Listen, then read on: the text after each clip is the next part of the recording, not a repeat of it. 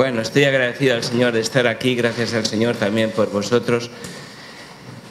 Rosa y yo disfrutamos mucho cuando venimos. Saludos de la iglesia en Santander, especialmente en nombre de Sergio.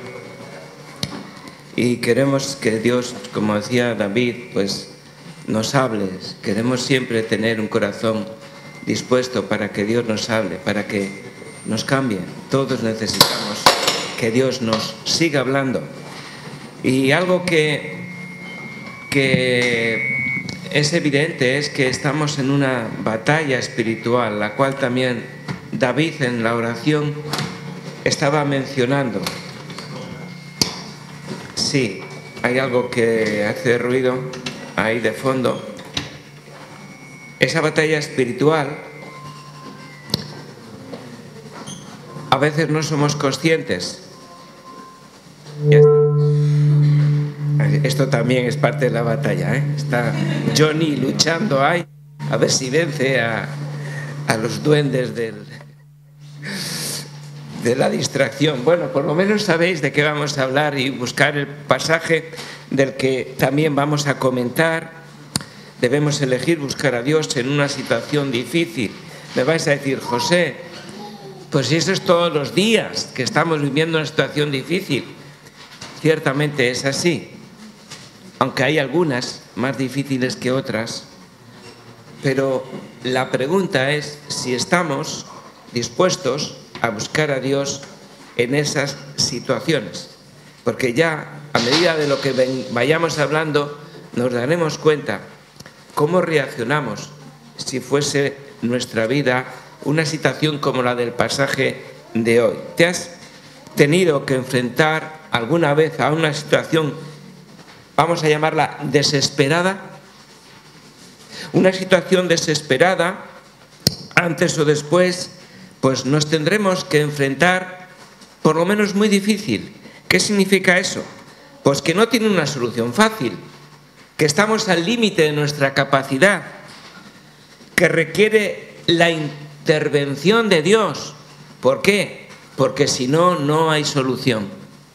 Desde luego que la petición de oración por la que oraba Ángel y que nos han pasado esta mañana a la iglesia es una petición desesperada. Evidentemente hemos de constreñirnos, unirnos en el dolor y en la situación tremenda que esos padres están viviendo y unirnos como iglesia. Saber que estamos como iglesia para apoyarnos en oración cuando vemos que un hermano está en una situación desesperada. Vamos a llamarla muy difícil porque desesperada lleva una connotación demasiado negativa, pero que estamos ahí para apoyar, para estar diciendo aquí estoy contigo, estamos en una batalla y yo soy parte del ánimo y la fuerza que Dios va a proveer, porque la oración es la mano que mueve el mundo, por llamarlo así. O sea, es la capacidad que tenemos para influir en Dios, que mueve el mundo conforme a sus propósitos, evidentemente, pero nunca podemos perder esa esperanza. ¿Qué le pasó a Pablo en 2 Corintios 1:8? Dice que enfrentó una situación así en Asia. Fuimos abrumados sobremanera, más allá de nuestras fuerzas, de tal modo que aún perdimos la esperanza de conservar la vida. Yo creo que no estaba en él la respuesta, estaba en Dios. Y él nos lo cuenta en 2 Corintios 1:8. ¿Por qué? Porque quiere darnos a entender que la vida cristiana es una vida que enfrenta situaciones de este tipo. Buscar a Dios, orar, adorarle, es parte necesaria de nuestro andar con el Señor cada día. La oración es como el lubricante del alma. Si tú no oras, es como el motor que no va, ¿no? ¿Cómo puedo sobrevivir sin una vida de oración y de adoración? Por lo menos cuando venimos aquí cada domingo y adoramos a Dios conjuntamente, porque cada uno lo hace individualmente entre semana, y oramos conjuntamente, sentimos como un renuevo, como un decir, Señor, ahí estamos. Confiamos de que tú sigas obrando. Somos débiles, pero en ti somos fuertes. Tenemos problemas, pero no estamos desesperados, no estamos abandonados, porque sabemos que en ti está la respuesta a nuestra necesidad. Y la Biblia dice, dice primero Spurgeon, el hombre llega a su fin cuando pone fin a sus oraciones. Si alguna vez has dejado de orar, ves que te has hundido en una oscuridad sin esperanza. Así que nunca dejes de orar. Aunque no tengas toda la fe del mundo, pero ora porque Dios quiere escucharte y quiere escucharme a mí cuando necesitamos su intervención. La Biblia no habla tanto de sus héroes como de las dificultades que pasaron, cómo se apoyaron en Dios, cómo Él los salvó. ¿Y qué hizo la diferencia? La diferencia la hizo su caminar con Dios. Y ahí es donde estamos todos intentando aprender.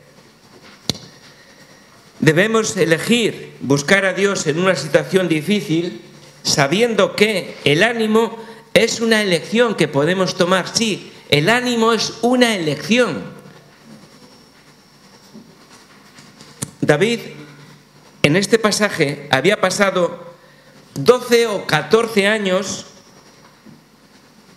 huyendo de Saúl. Él había sido ungido como rey de Israel por Samuel,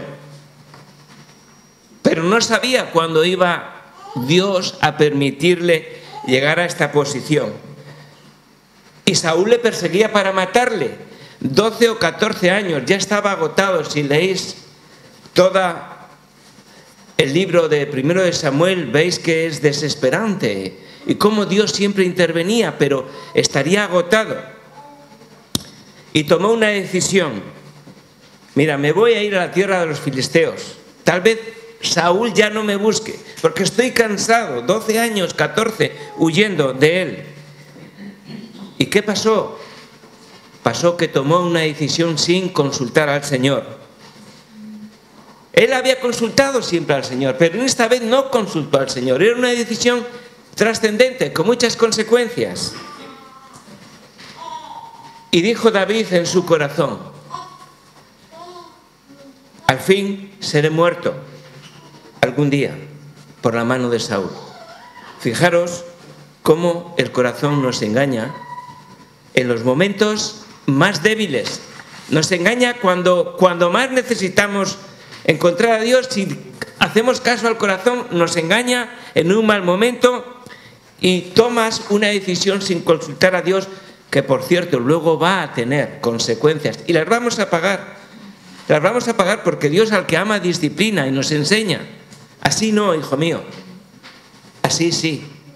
Y entonces David va a ser para nosotros un maestro de las cosas que no tenemos que hacer y las cosas cómo las podemos arreglar. Tuvo un momento bajo en la fe. ¿Quién no ha tenido un momento bajo en la fe? Momento de incredulidad. ¿Quién no ha sentido eso en un momento determinado? Él tenía motivos para dudar de Saúl, claro que los tenía. Le había prometido que le iba a cuidar al final, que no le iba a matar, pero había un espíritu malo en Saúl que totalmente volvía a contradecir lo que decía. Pero David no tenía motivos para dudar de las promesas de Dios. Y Dios le había dicho: tú vas a ser rey. Y él dice: algún día seré muerto. Entonces vamos a ver. Entonces Dios no va a cumplir su palabra, porque si algún día seré muerto, entonces entra en conflicto las promesas de Dios con lo que le dice su corazón. Cuando entre en conflicto las promesas de Dios con lo que dice tu corazón, ten cuidado de qué vas a elegir. La incredulidad puede acecharnos en ciertos momentos en nuestra vida y tomar decisiones sin consultar a Dios va a ser el riesgo en esos momentos. No obstante, vemos que David es un modelo, un ejemplo en la Biblia que nos enseña cómo vivir cerca de Dios, cómo vivir de forma que Dios sea mi deleite. Y Él nos ha escrito en sus salmos toda esa experiencia de sus luchas, pero también todo el gozo de lo que significó vivir así.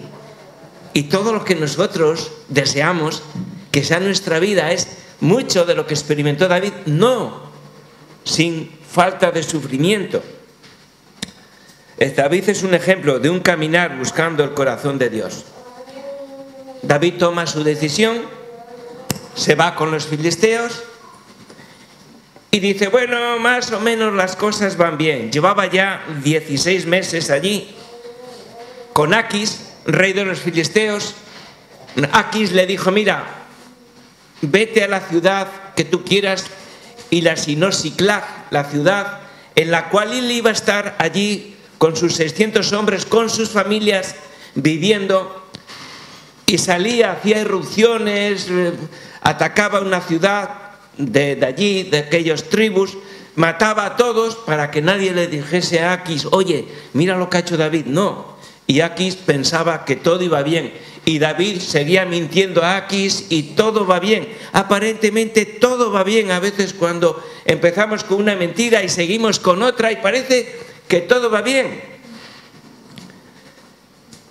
Pero llega el momento de enfrentar una situación muy complicada, una situación desesperada. Y David no parece que entiende. No leo todo el texto de la Escritura, pero me gustaría que en casa leáis el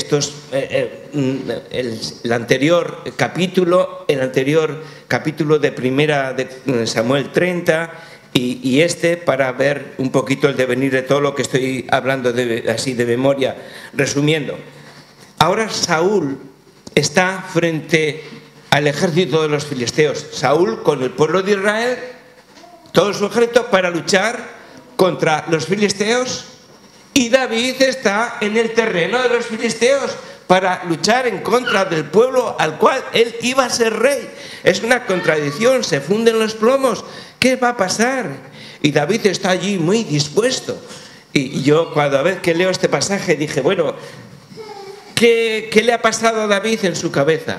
Hay algo que no me cuadra, pero siempre me pregunto, ¿qué me puede pasar a mí en mi cabeza para empeñarme en hacer una cosa que va descaradamente en contra de las promesas de Dios? Pero Dios interviene providencialmente. Es curioso que Dios no se olvida, como decía David en su oración, no se olvida de que somos sus hijos. ¿Qué significa?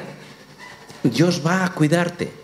El que comenzó en ti la buena obra la va a perfeccionar hasta el día de Jesucristo. Esto va a tener a veces episodios de disciplina, pero eso no significa falta de amor y falta de cuidado de Dios. Dios iba a intervenir en un momento en el que Él nos estaba dando cuenta. ¿Qué hace? Pues pone en el corazón de los príncipes de los filisteos el decirle, cuidado, este es David, el que es de Israel, no puede entrar en batalla, no vaya a ser que en medio de la batalla Él se vuelva contra nosotros y con nuestras cabezas vuelva a Saúl. Este razonamiento es lógico. Y entonces los príncipes de los filisteos le dicen, ala, dile que se vaya a su casa, y si leéis el pasaje es para echarse a llorar, porque David todavía decía, ¿y por qué no puedo? ¿Y por qué no puedo? Bueno, es para decir, bueno, no te estás dando cuenta que Dios te está librando. Tú te estás diciendo cuando lees la Biblia. Pero David estaba allí.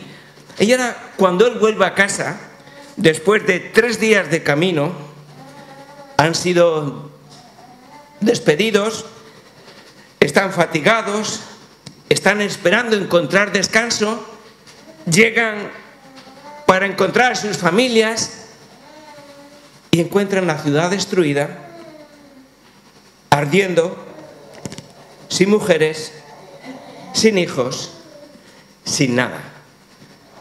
Qué situación tan angustiosa y tan desesperada. Desde luego que aquí hay una lección muy grande para aprender.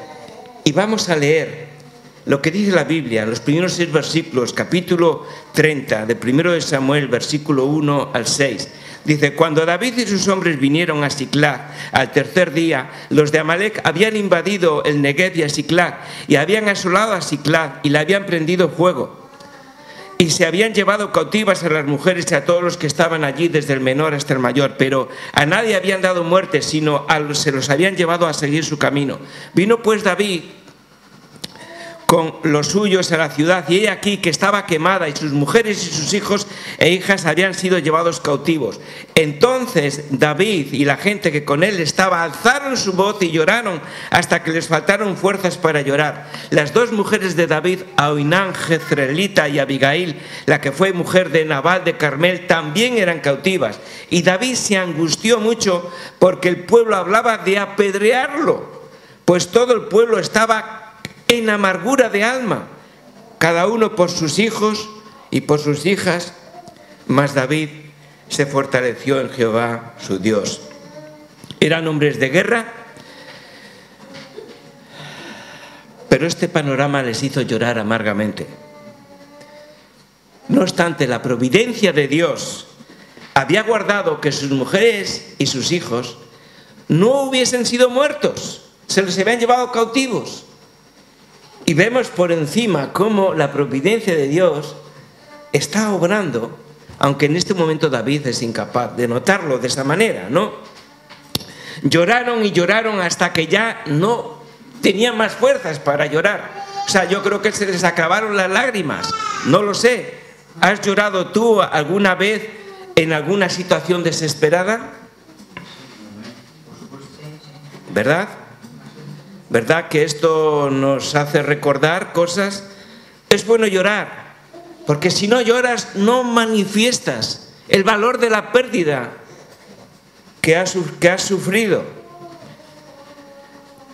Yo he llorado muchas veces, no puedo decir que he llorado de esta manera, pero he llorado muchas veces también por situaciones que el Señor ha permitido en mi vida. Dios en su misericordia, no nos olvidemos. Pero Dios nos enseña. Ahora David está en una situación que tiene que enfrentar más allá de sus fuerzas, porque hay 600 hombres quejándose contra él y a punto de apedrearle. Pues no sé, pero ninguno quisiera estar allí, ¿verdad? Y aquí es donde llega que el ánimo es una elección. Buscar a Dios y orar es parte de andar con Él. El ánimo es una elección. Fijaros en qué situación lo estoy diciendo. Cuando tenemos problemas, ¿qué haces? ¿Qué buscas? Lo más adecuado, lo más correcto es que leas versículos de la palabra de Dios que nos ayudan a centrarte de nuevo en el Señor. Especialmente los salmos son para leer y orar. El salmista experimentó dificultades mucho más que nosotros, pero encontró un consuelo en el cual nosotros también podemos descansar, que Dios va a darnos.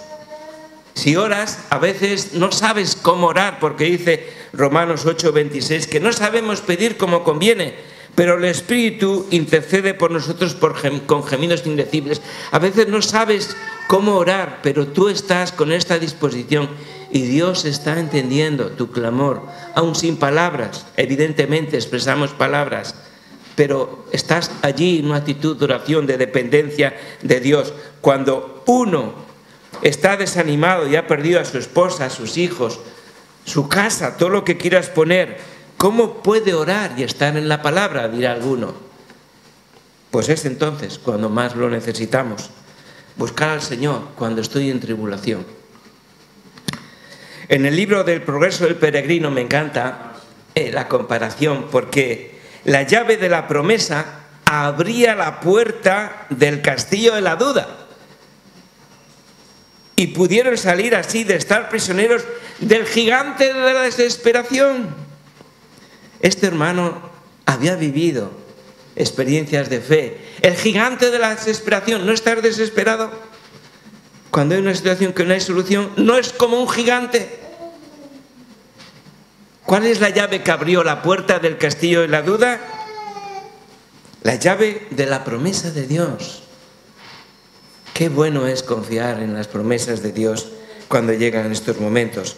Cuando estamos desanimados, pasándolos mal, debemos correr a la palabra y a la oración. No digo que tengas todo el ánimo de hacerlo, pero es una elección. El ánimo es una elección. Acuérdate y toma esa decisión. Debemos enfocarnos en las cosas correctas y creer las promesas de Dios.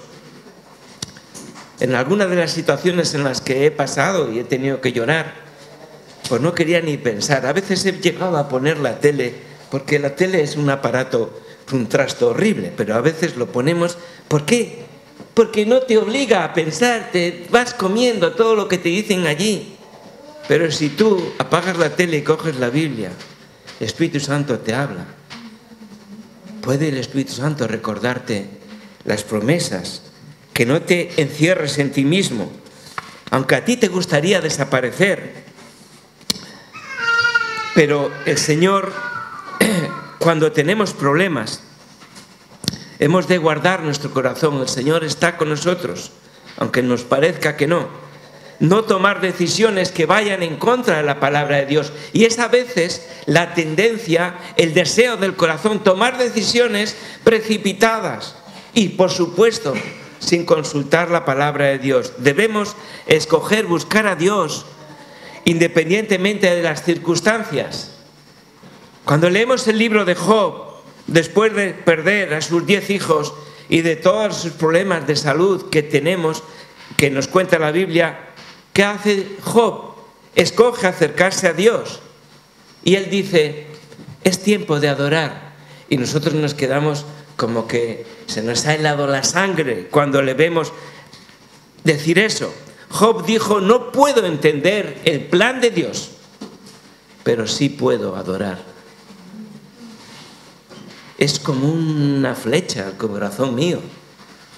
José, puede ser que no entiendas lo que Dios está haciendo, pero puedes adorar, porque Dios, su plan, Él es bueno. Lo que haces con un buen propósito. Él sabe que todas las cosas ayudan a bien y Dios te está llevando hacia su propósito para tu vida, para que sea glorificado y tú seas bendecido. Y aunque tú no lo entiendas, puedes tomar esa decisión. Dice Spurgeon, cuando yo no puedo ver su mano, puedo confiar en su corazón. Qué interesante frase esta. No puedo ver su mano, pero puedo confiar en el corazón de Dios.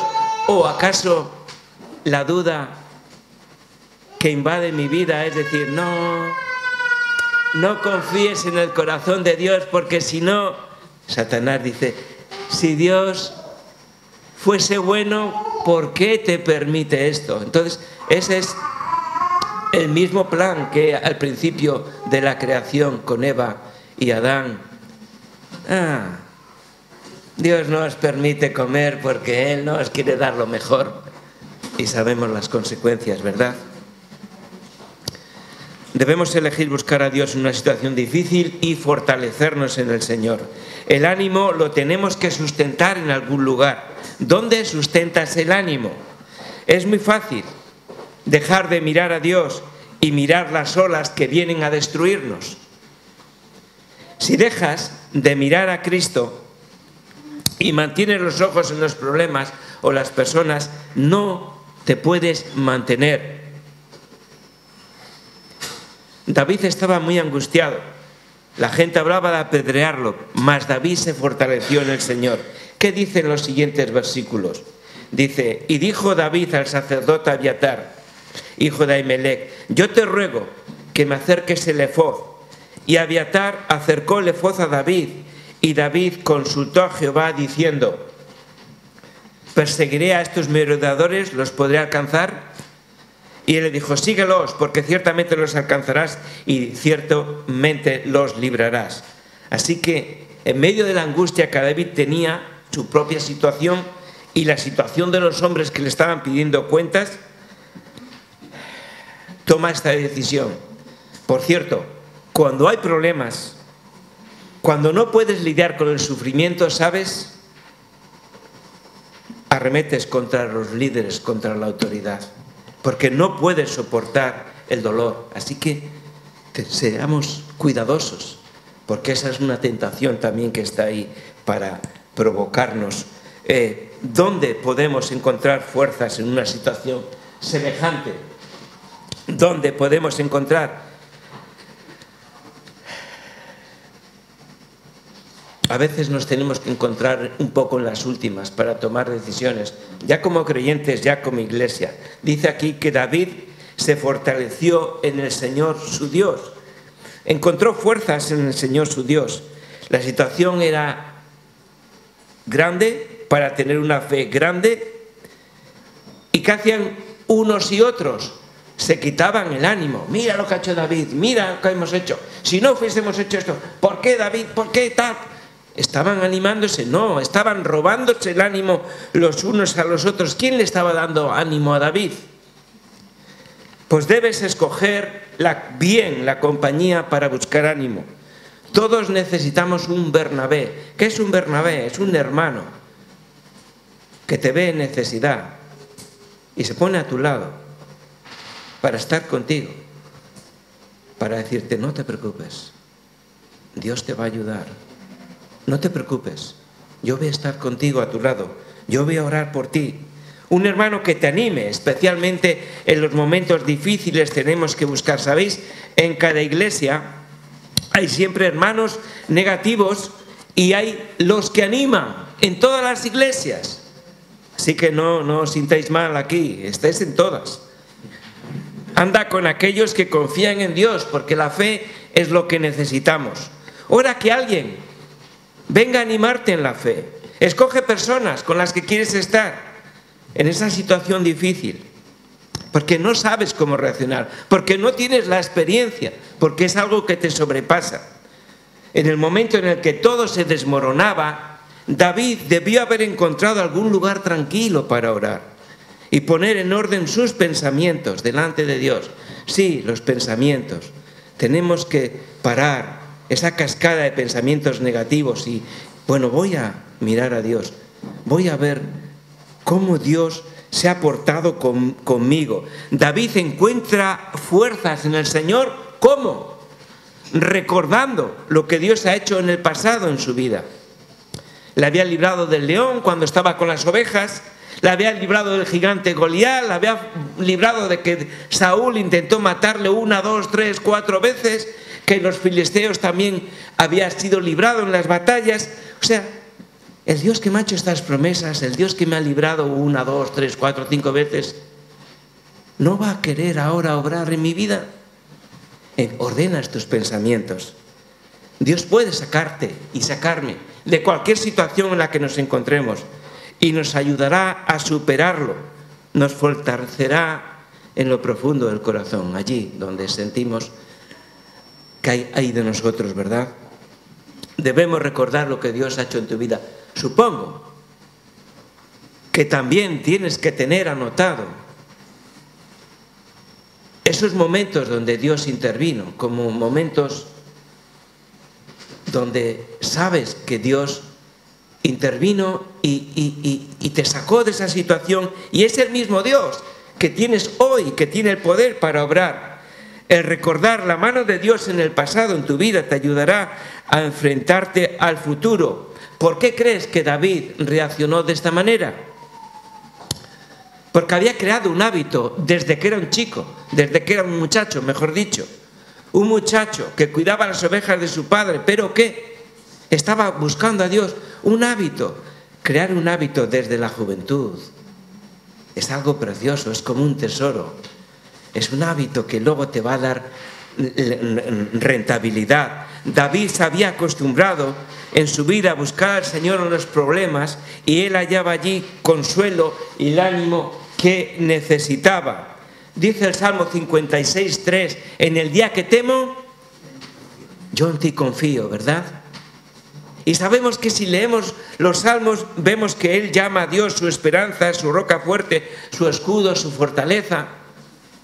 Esto nos gusta, pero a veces tenemos que pasar por momentos para ver cómo Dios, esa roca fuerte, ese escudo, esa fortaleza, se hace real en nuestra vida. En muchas batallas que David había librado, batallas privadas, Dios había estado a su lado, no le había fallado.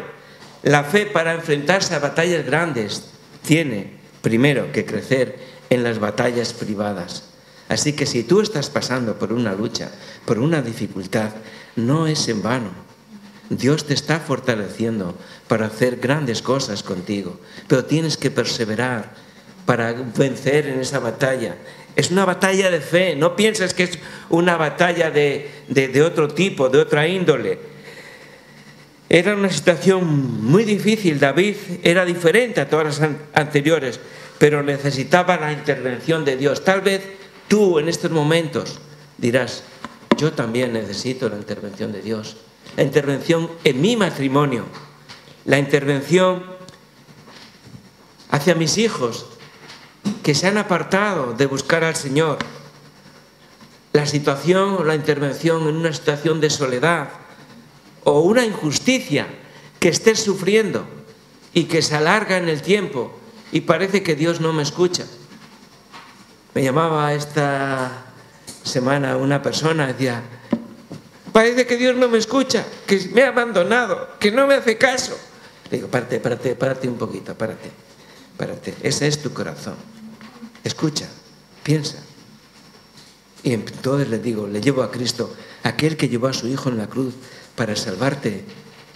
¿Crees que no te quiere atender ahora? Y empieza a ordenar su mente.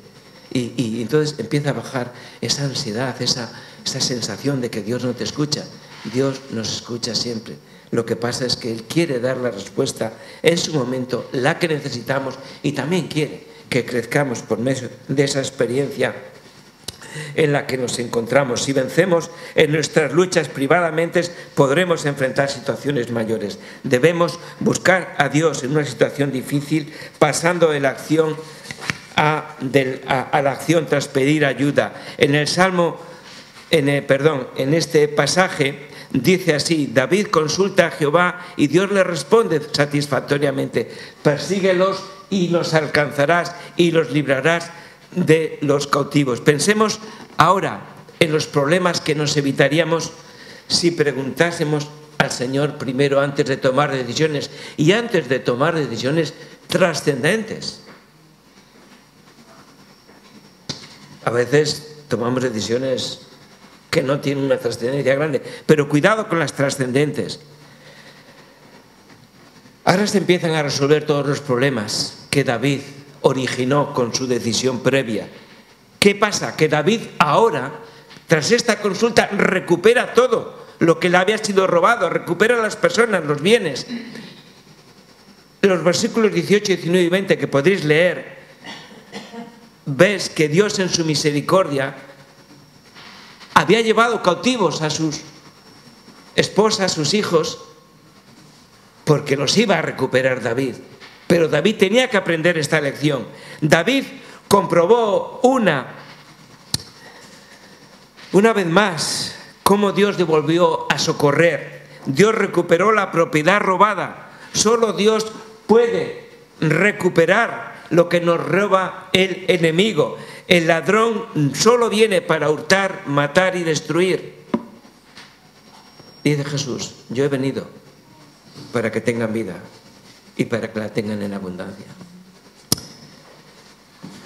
Primero, la vida que Dios nos da es el perdón de los pecados y la vida eterna. Segundo, disfrutar de esa vida aquí y ahora es la segunda parte. Dios quiere que tú y yo disfrutemos de esa vida abundante de comunión con Él. Que aprendamos a vivir y a disfrutar ya aquí y ahora. Por supuesto que disfrutaremos por la eternidad, pero Dios nos está enseñando a disfrutar aquí y ahora.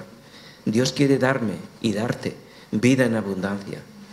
Y esta es la obra del Señor Jesucristo.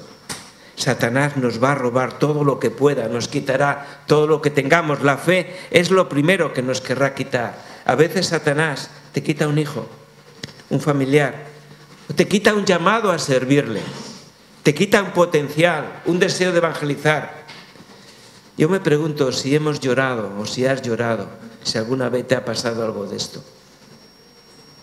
Su intención es matar, destruir, acabar con nosotros la obra que Dios quiere hacer en mi vida, pero también en la iglesia. Cuidado con esto.